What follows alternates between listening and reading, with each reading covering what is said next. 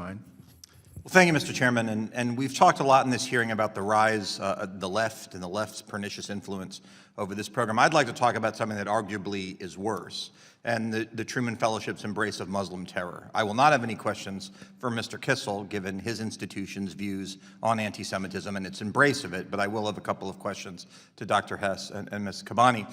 Last year, a student at Harvard who immediately after the worst day for Jews in the world since the Holocaust, 1,200 were killed as thousands of Hamas terrorists and, to be clear, Gaza Arab civilians streamed across the border, engaged in a genocide to kill as many Jewish men, women, and children as they could find, a genocide that only stopped because the IDF repelled it several days later.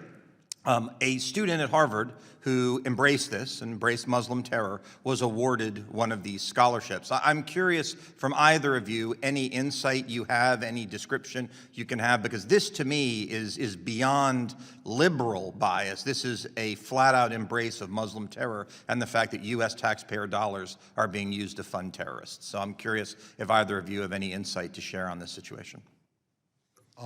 What's more troubling is that this is not an isolated phenomenon. Shortly after the 2023 barbaric Hamas attacks on Israel, a letter was issued by winners of many prominent fellowships, Rhodes Scholars, Truman Scholars. The hundreds of names affixed. If I recall right, it was about 55 or 57 Truman winners from the prior 3 years. Signed a letter lamenting Israeli genocide and calling on the need for the U.S. to refuse to provide support for Israeli self-defense. No such letter either denouncing or responding to the Hamas atrocities was forthcoming from any of these individuals. So I think there absolutely is a pathology that we have seen on campus, much of it supported with foreign money, and we have seen it bleed into winners of these elite programs.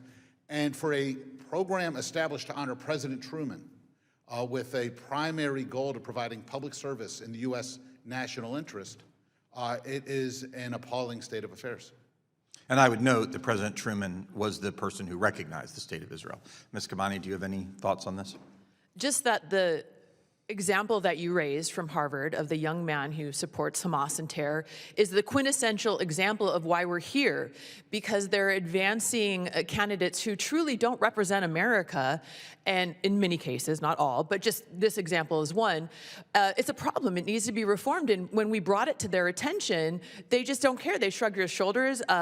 Representative Stefanik had asked for a review of that particular individual, and they basically, I think, ignored that request. So the legislature needs to hold the Truman leaders more accountable for their choices and their actions, which is, I think, really the primary reason why we're here today, is to get that ball rolling. Well, I can only give my view on this. I have zero desire to reform the Truman Fellowship. I'm not interested in borrowing $3 million from my children and grandchildren to give it to people who would like to kill them. So I believe that we should shut down the program and be done with it. So thank you all for being here, and I yield back my time. Thank you.